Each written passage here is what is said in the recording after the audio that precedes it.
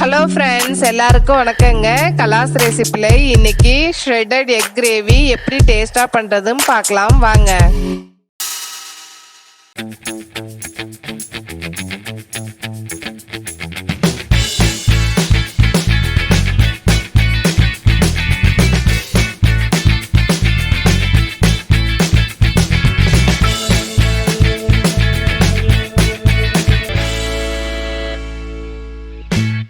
இந்த ஐட்டத்துக்கு 3 வெங்காயம் எடுத்தீங்கன்னா ஒரு தக்காளி எடுத்துக்கோங்க.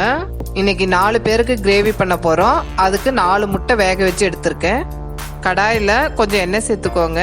எண்ணெய் ஹீட் ஆன உடனே 1/4 டீஸ்பூன் கடுகு உளுத்தம் பருப்பு, கடுகு வெடிச்ச உடனே இஞ்சி பூண்டு பேஸ்ட் 1/2 டீஸ்பூன். இது நைஸா அரைக்கலைங்க, இதை எண்ணெயிலே நல்லா வதக்கிக்கலாம். இஞ்சி பூண்டு நல்லா வதங்கிருச்சு. 1/2 டீஸ்பூன் மிளகுத்தூள் சேர்த்து அதையும் எண்ணெயிலே நல்லா வதக்கிக்கோங்க. நல்லா வதங்கின பிறகு சின்ன சின்னதாக கட் பண்ணி வச்சிருக்க வெங்காயத்தை சேர்த்து அதையும் எண்ணெயிலே நல்லா வதக்கிக்கோங்க.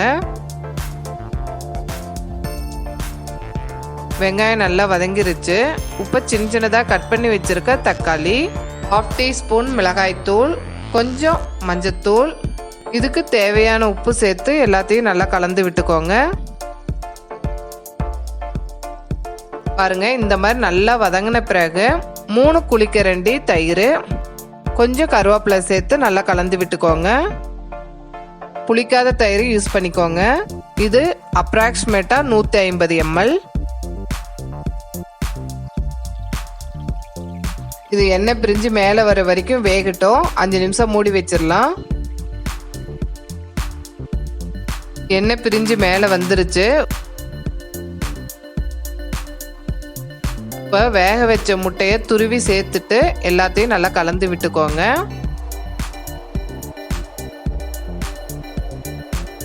தேவைப்பட்டா கொஞ்சமா தண்ணி சேர்த்துக்கோங்க.